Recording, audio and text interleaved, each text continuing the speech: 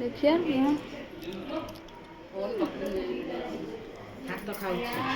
हाथ चबूची काढ़ी दियो हाथ गणेश नमस्कार जय जगन्नाथ आपण मैंने भल अच्छा ना आम तो बहुत भलरे खुशी अच्छु वर्ष गणेश पूजा तो आम बहुत बड़ दिन मान शुभ मैंने आम बहुत समस्त खुशी मु तो अलरेडी माई हो सारी मामू कहीदे कारण मामू चलो क्या आम मामू माई दी जन हो फास्ट टाइम मामू माई हो बहुत खुशी लगुच आ गोटे कथा यही खुशीटा आम 4 वर्ष है वेट करूँ कौन मामा हम कौन मामा फाइनाल मामा ही हो चलो आज ब्लॉग स्टार्ट करिया वीडियो जो भल लगे please comment like subscribe share निहाती करदे आम तो चलू मेडिकल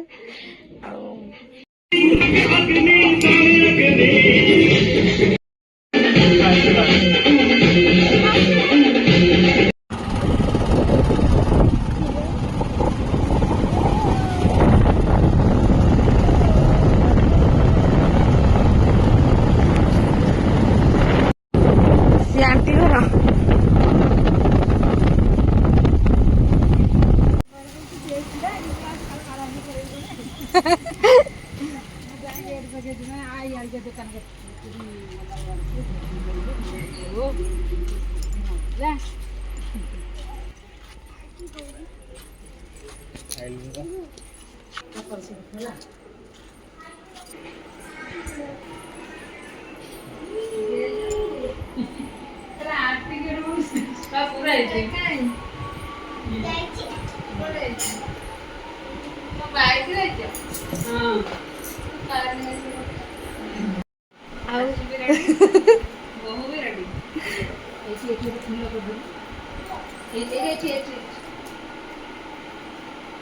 मैंने भाव मैंने मेडिकल देखी आंटी लगे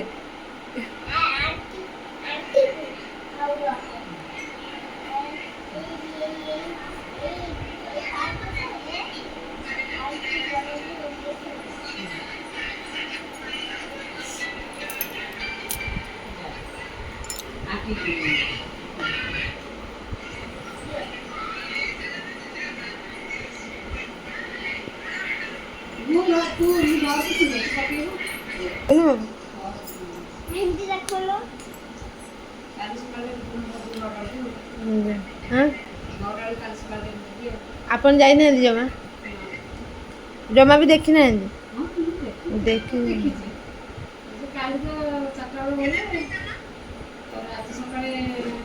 कहा देखे रे पूरा कहा देखे रे पूरा मैंने पूरा जन को जन छाड़ू ना कौन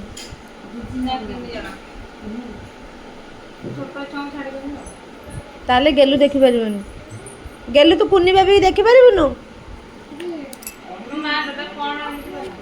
से तुम नेल पॉलिश नई दो जी माने तो दुख बेला आ किए गोटे कौन कहला मोर गोटे कौन करथिला परिबा थुंदला बाजा बजे मुंडी तो दुख बेरीगला मु कहले हां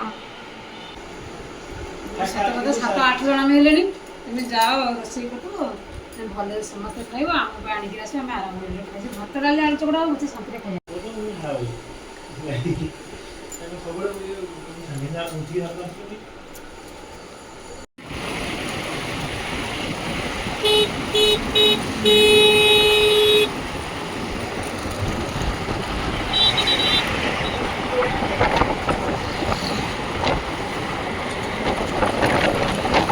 एबे आम शिशु भवन आसचु कारण बेबी ए शिशु भवन रे 2-3 दिन रही आम ये आसीचु ये तो 2 दिन माने 2टा टाइम बेबी की देखिपर सब देखिपर ना 2 जन लेखाएं जीव 2 जन भितर को एंट्री करेंगे आउ 3 जन को एंट्री करें से आम 2 जन जीव छोट छुआ को भी तो आलाउ करूना से गुडुन मामा मन बहुत दुख से बाटर जाते बेबी की देखापी कि देखिपारे और बेबी की टी ठंडा इन्फेक्शन हो जाए से शिशु भवन रहा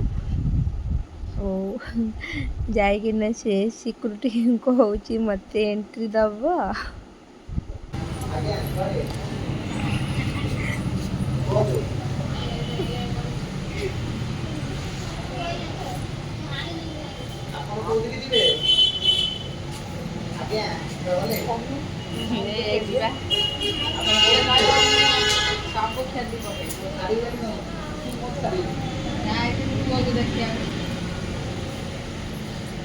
ମୋତେ ଅଙ୍କଲ ପ୍ଲିଜ୍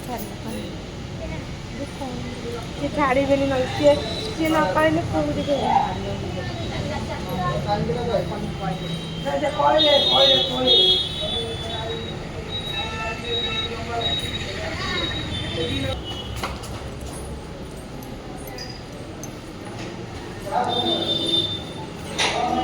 ମୋବାଇଲ ଦେଖୁଛି।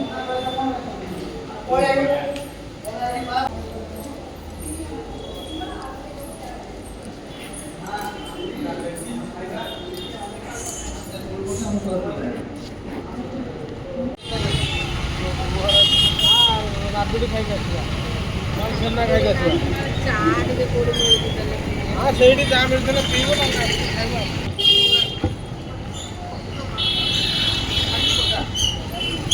ଏଇ ହାତ ମାରନା। ବରା ସିଙ୍ଗଡ଼ା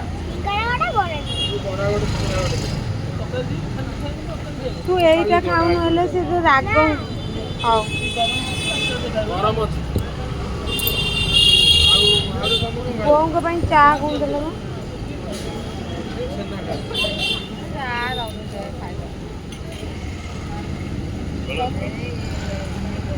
ରସଗୋଲା ଅଛି, ରସଗୋଲା ଭାଇକି ରସଗୋଲା ଯେ ଆମକୁ ରାବିଡ଼ି ଦିଅନ୍ତୁ। ରାବିଡ଼ି ଖାଇବ?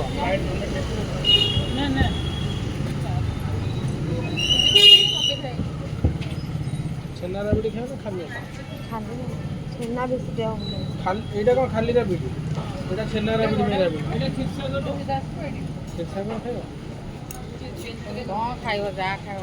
ନାଇଁ ଖାଲି ରାବିଡ଼ି ଦିଅ, ମୁଁ ଟିକେ ବେଶୀ ଆଉ ଗୋଟେ ରସଗୋଲା ଦିଅ। ଆଉ ଗୋଟେ କ'ଣ ଛେନା ଖାଇବ? ନାଇଁ ବୋଉ ବା ରାବିଡ଼ି ଆଉ ଗୋଟେ ରାବିଡ଼ି।